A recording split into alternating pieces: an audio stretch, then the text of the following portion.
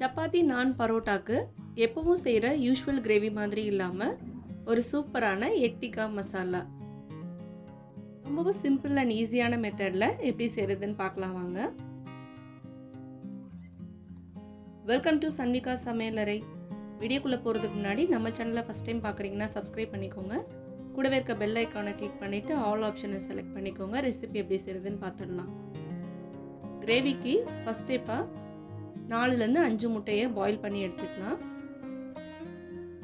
ஒரு மிக்ஸி ஜாரில் 2 பெரிய சைஸ் தக்காளி, 4 பல் பூண்டு, ஒரு சின்ன துண்டு இஞ்சி, ஒரு பச்சை மிளகாய்,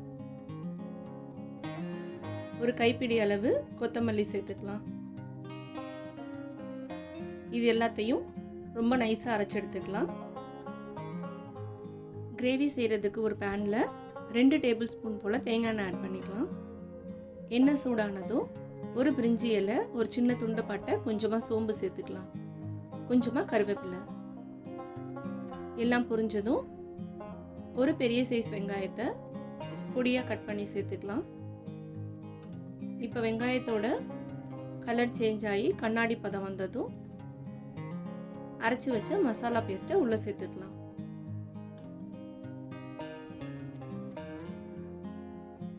இது எல்லாத்தையும் ஒரு முறை நல்லா கலந்து விட்டுட்டு ஒரு கொதி வர வரைக்கும் வெயிட் பண்ணலாம்.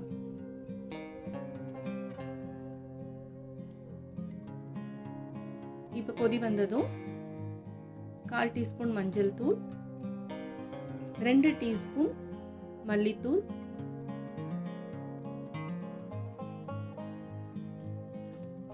1/2 டீஸ்பூன் தனி மிளகாய் தூள், 1/2 டீஸ்பூன் கரம் மசாலா, 1/2 டீஸ்பூன் சீரகத்தூள்,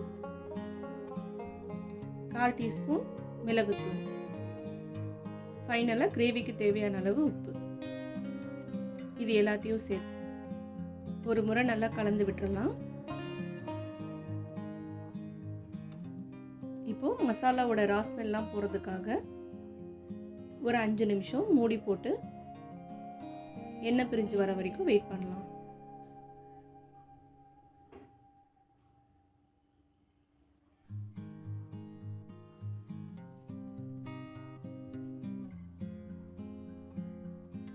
எண்ணெய் நல்லா பிரிஞ்சு வந்ததும் 1/4 கப் தயிர் சேர்த்துக்கலாம்.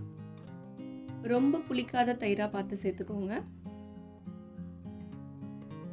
இப்போ கிரேவிக்கு தேவையான அளவு தண்ணி சேர்த்துக்கலாம். உங்களுக்கு எந்த அளவுக்கு கன்சிஸ்டன்சி வேணுமோ அந்த அளவுக்கு சேர்த்துக்கோங்க. இது எல்லாத்தையும் நல்லா கலந்து விட்டுடலாம்.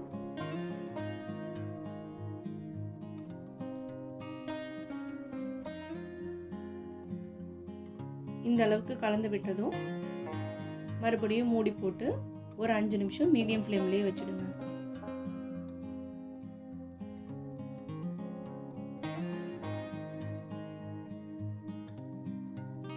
அஞ்சு நிமிஷம் கழித்து கிரேவி நல்லா திக்காகி எண்ணெய் நல்லா பிரிஞ்சு வந்ததும் வேக வச்ச முட்டையை உங்களுக்கு எந்த ஷேப்பில் வேணுமோ அந்தளவுக்கு கட் பண்ணி எடுத்துக்கலாம்.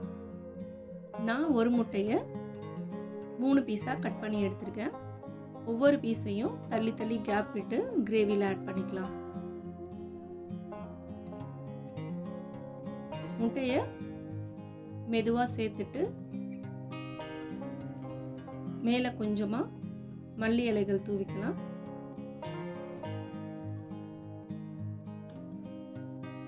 இப்போ ஒரு கரண்டி வச்சுட்டு மெதுவாக நல்லா கிளறி கொடுங்க.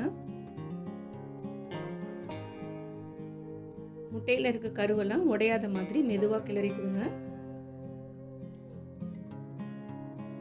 ஒரு தடவை நல்லா கிளறிட்டு மறுபடியும் மூடி போட்டு ஒரு 2லேருந்து 3 நிமிஷம் குக் பண்ணி எடுத்துக்கலாம்.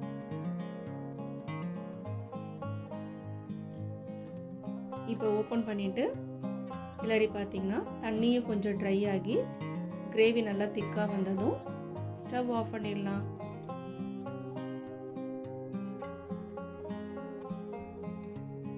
அவ்வளோதான், நம்மளோட சூப்பரான எக் டிக்கா மசாலா 10 நிமிஷத்தில் ரெடி.